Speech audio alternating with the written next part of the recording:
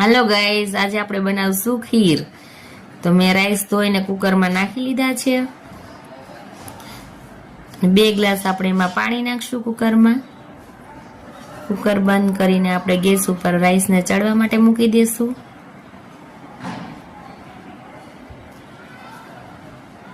હવે એક તપેલી લઈ લેશું, એમાં દૂધ નાખશું અને એમાં નાખશું 1 વાટકો ખાંડ।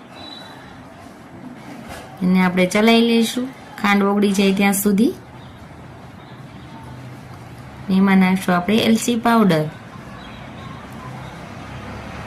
અને એમાં નાખશું આપણે બદામના થોડા ટુકડા, થોડા ગાર્નિશિંગ માટે રાખશું। જો ગાઈસ, થોડી વાર ચલાવી લેશું।